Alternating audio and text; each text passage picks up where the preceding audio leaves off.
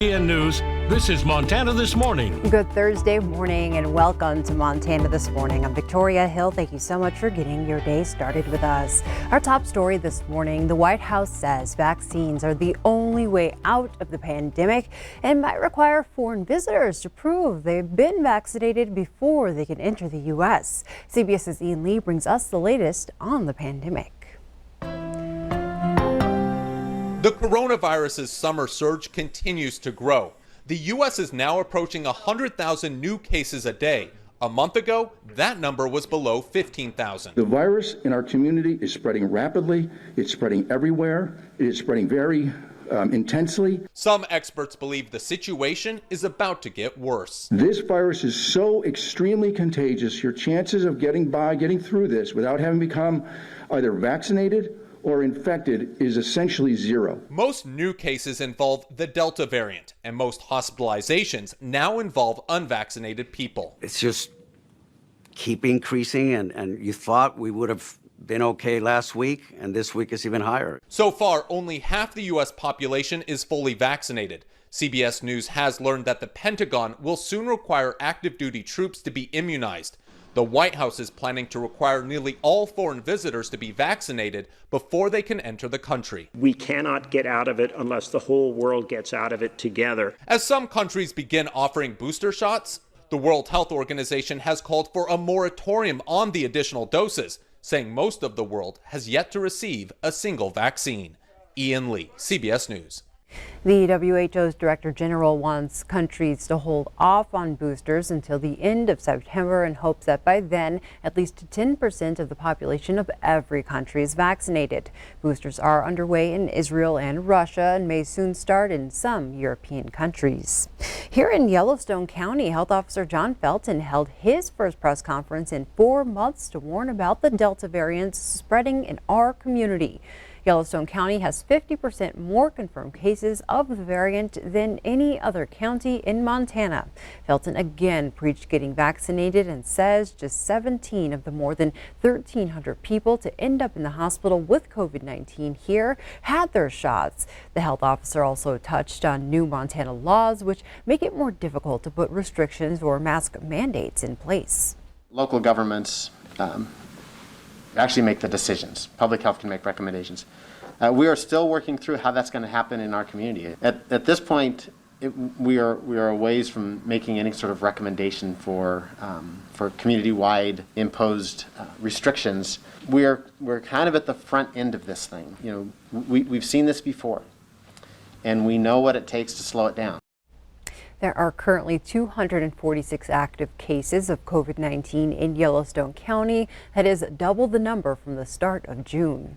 With rising COVID cases, retirement communities across the nation are mandating employees get vaccinated to protect the most vulnerable. However, in Montana, a measure passed in the legislature this year now prevents that. Q2's Andrea Lutz tells us how the Delta variant is impacting St. John's United in Billings.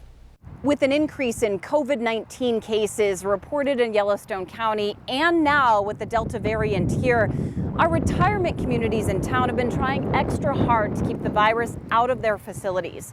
In fact, they say it's something they haven't stopped doing since the pandemic began. We're feeling a sense of anxiety.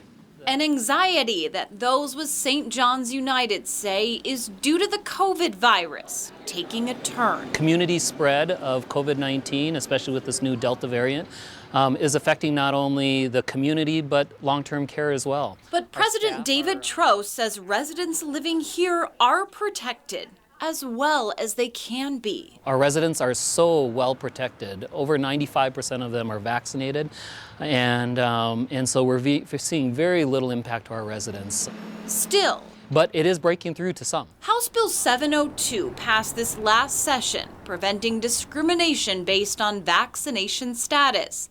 That includes employment. 702 has allowed for long-term care facilities to be exempted from its bill if the federal government adds additional rules. A dozen staff from time to time over the last 6 months get COVID-19, and each time that happens, it affects us in a significant way. Of the 600 residents living here, only 6 have had COVID.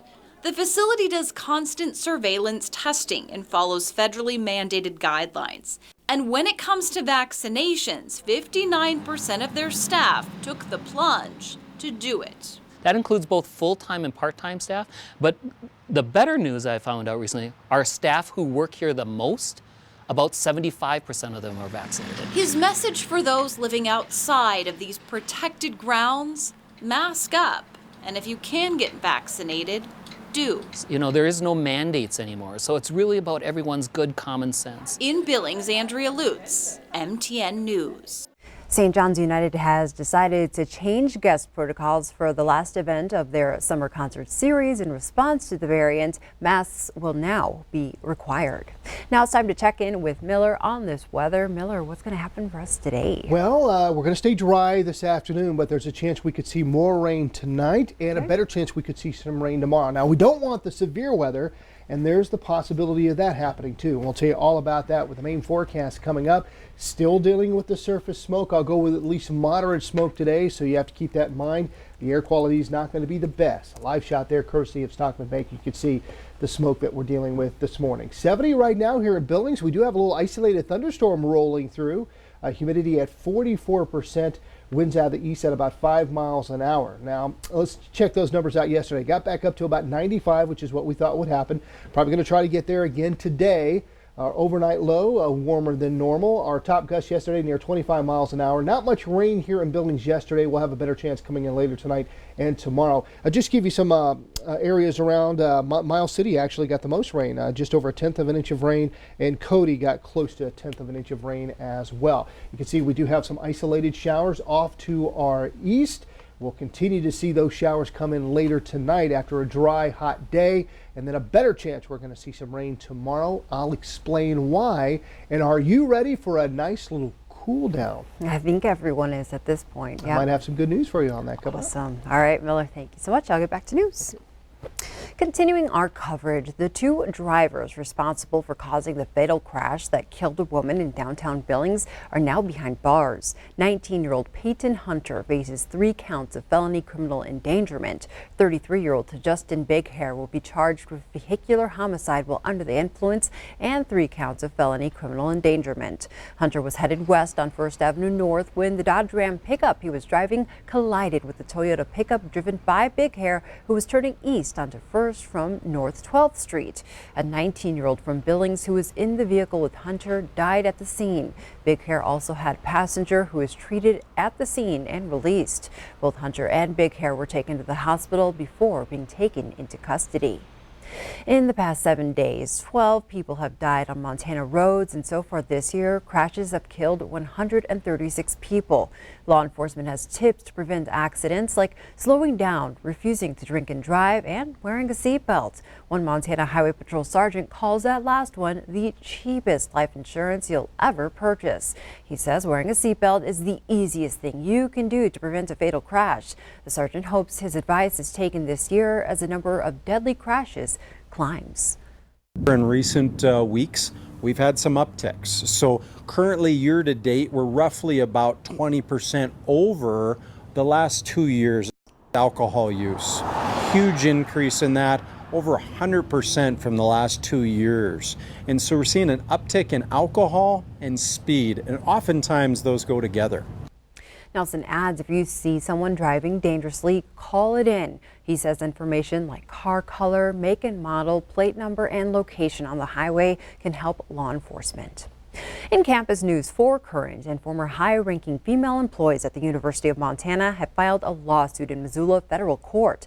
Their lawsuit says the school administration has a pervasive culture of discrimination and retaliation against female employees, especially those who might question authority. MTN's Mike Dennison has a story. I think what's important here is that the University of Montana not only created a glass ceiling for these women, they created a brick wall for their careers. That's Hillary Carls, one of 2 Bozeman lawyers representing the 4 women who filed suit Wednesday. All 4 of the women, including a former dean of students at UM and a former vice president, say their careers suffered if they challenged what they saw as a good old boys club mentality that favored male employees.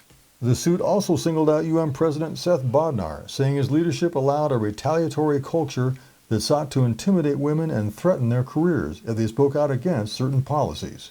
Former Dean of Students Rondi Voorhees says her decisions to enhance security for female or other students were sometimes overruled.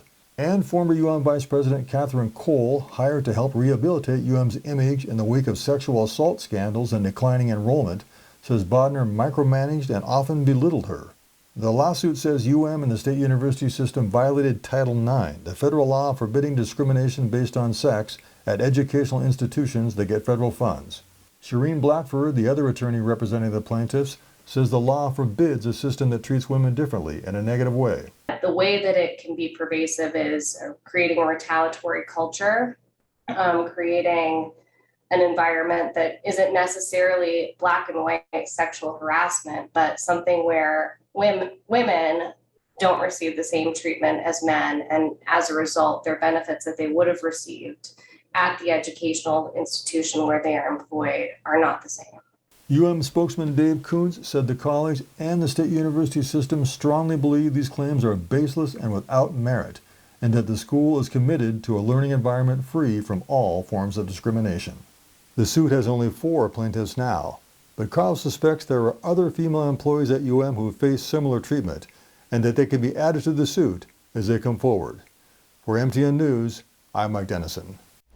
The lawsuit seeks damages for the plaintiffs and a judgment from the court that UM violated Title IX and needs to change its behavior toward female employees.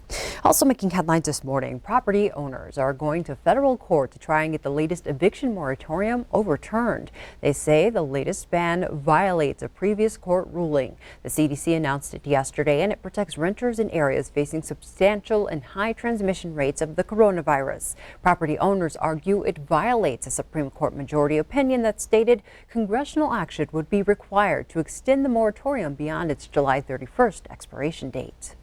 Some New York lawmakers, including fellow Democrats, are ready to start the process of impeaching Governor Andrew Cuomo. The New York governor is accused in a state attorney general's report of sexually harassing at least 11 women, including staffers and a state trooper. Cuomo has denied the allegations. This week brought a little rain, which was beneficial for the wildfires in our area. But in California, wildfires are forcing thousands of people to evacuate their homes as hot, dry conditions fan the flames. And as CBS's Bradley Blackburn reports, the largest fire in the state has destroyed a small town.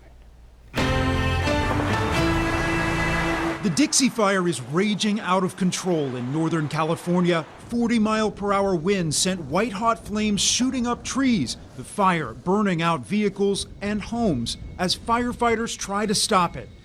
Last night, it tore through downtown Greenville, leaving apocalyptic scenes in every direction.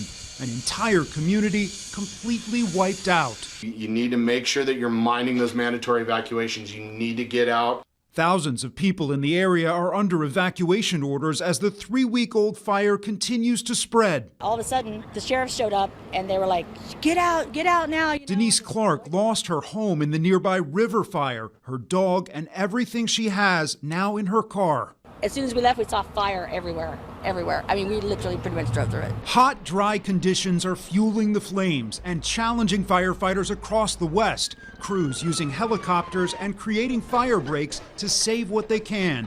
Evacuee Dr. Glenn Bonis thanks them. It's truly amazing to watch them work with the helicopters and the Bore bombers and everything. It's amazing. 20,000 firefighters are now battling dozens of wildfires in 13 states. It's on track to be the worst fire season ever. 580,000 acres have burned. Put that in perspective. Last year was about 260,000 acres, so more than double the acres burned so far year to date, and we're just we're getting started. A dangerous situation that is only getting worse. Bradley Blackburn, CBS News. Here in Montana, a total of 482,000 acres have burned since January 1st. Well, our friends aboard the USS Billings just took part in a massive drug bust. The crew of the Navy warship named after the city of Billings aided in counter-narcotics operations in the Caribbean Sea. They seized nearly 3,000 pounds of cocaine before it made it to the northern shores. It would have been worth an estimated $33.7 million.